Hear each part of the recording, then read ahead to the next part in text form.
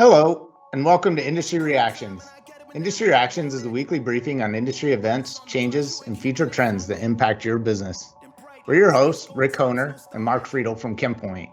You can find Industry Reactions on YouTube, LinkedIn, and as a podcast. For those watching on YouTube, make sure to hit that subscribe button, ring that notification bell, and smash that like button. We plan on discussing issues that impact the global industry and help you uncover new opportunities. We hope this will provide market intelligence that will keep you ahead of changing conditions. Well, Rick, last week we left off talking about cyber attacks and the Colonial Pipeline that was attacked recently, obviously back up and running. Yep. But we're continuing to see cyber attacks in the news, and not just in our industry, it's really throughout all industries. I'm sure many people saw this story that the largest meat producer in the world by sales was recently attacked.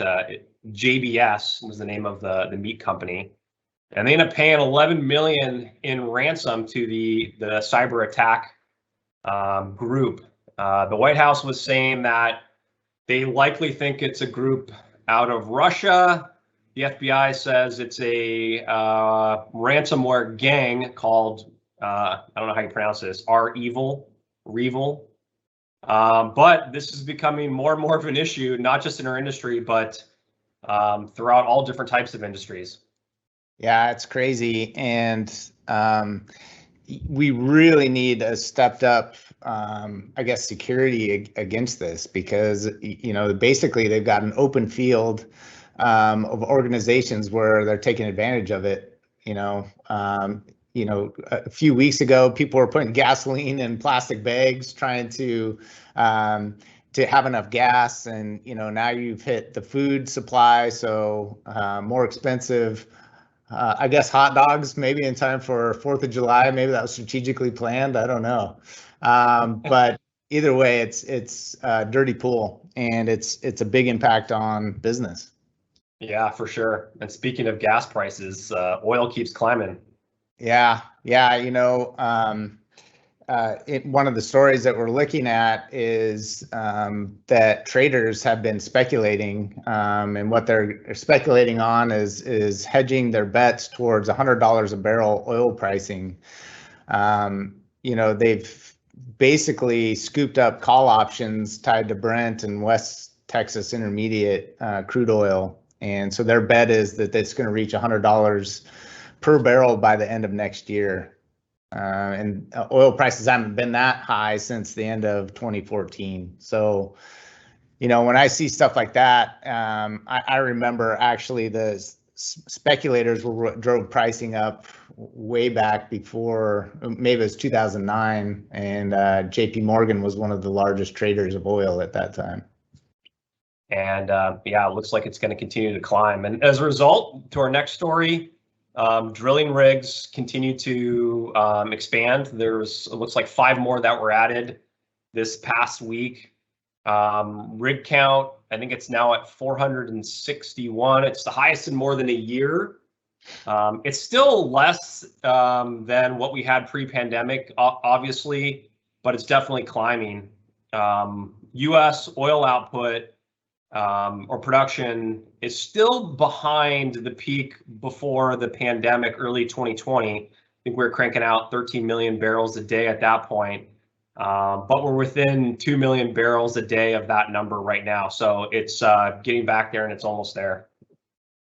All right, as we look at rail car, we talk about rail shipments, rail car traffic. Basically we're back on the historic trend for rail car traffic. When you look at the last 4 weeks, volume was up almost 16% from 2020, up about 2% from 2019. That's just over the last 4 weeks. When you look at year to date, we're up about 4% from 2020, but still just shy of 2019. So in whole, volumes are still lighter than they were in 2019. And moving on to some company announcements. First up in the news is Dow.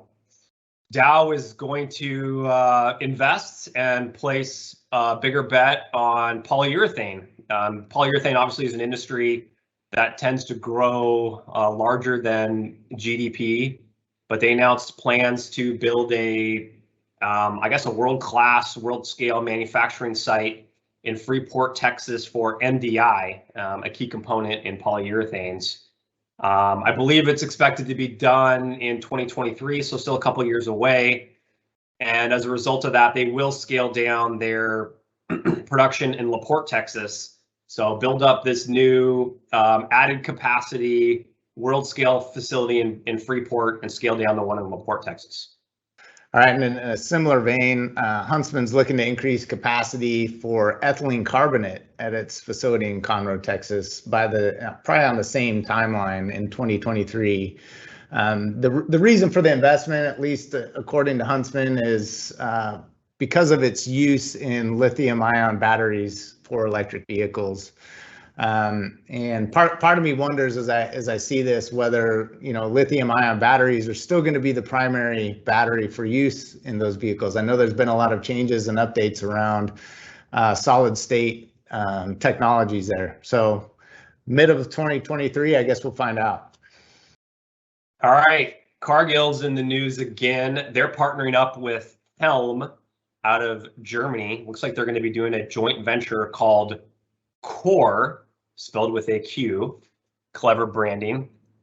They're building a facility to produce renewable 1,4-butanediol, or BDO.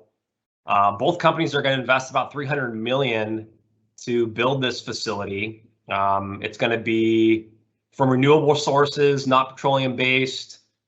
The products that are going to be produced are going to follow the brand. They're going to go with that Q again, Kira, Q-I-R-A, and it should be cutting, greenhouse gases, renewable resources. So looks like a pretty cool joint venture. I feel like they've tried producing butanediol from non-petro bases in the past. Hopefully they've got it figured out here. All right, and Eastman in the news. Eastman is looking to sell its additives business, or its tire additives business, to a private equity firm, One Rock Capital Partners, for around $800 million. The sale of that business includes Cristex insoluble sulfur, Santaflex anti-degradants, and other products. One Rocks, if you didn't know, owns the chemical maker Innophos, and they recently acquired BASF's vitamin E business. I feel like I've seen One Rock in the news making acquisitions quite a bit. All right, and moving on to PPG. They are in the process of acquiring Tikkurila through the acquisition of their shares. I believe the shareholders are going to receive a price of about €34 per share for the acquisition. I don't know much about Tikkurila. Obviously, they're I believe they're out of Finland, somewhere in the Nordics. I believe it was Finland. And majority of their business, obviously in the coating space, but specific to the Nordics and a lot of Eastern European countries. So not sure PPG's presence in that region, but obviously this will strengthen it quite a bit. Yeah. Rick, one story that didn't really make the list this week was the big production explosions that we saw at a lubrizol facility, ChemTool, in northern Illinois yesterday. That was pretty big news. Not sure if you saw it. Yeah, I saw that. I saw some of the images. Pretty, yeah, you hate to see stuff like that in the news. I think when you, my understanding is I don't think anybody was hurt, so that's great news. At the same time, when everything is tight, a lot going on in the market space, an outage like that for such a large producer of grease specifically is going to cause some ripple effects. Oh yeah, for sure. It's already it's already very tight. The good news is hopefully a lot of the residents in that area are used to wearing face masks, because the health recommendations are to continue to wear face masks to protect against any of the chemicals in the air. Yeah, that's true. Now you just got another reason. All right, that's it for this week's edition of Industry Reactions. We will return next week with a fresh batch of industry reactions. Until then, stay safe. All right, take care.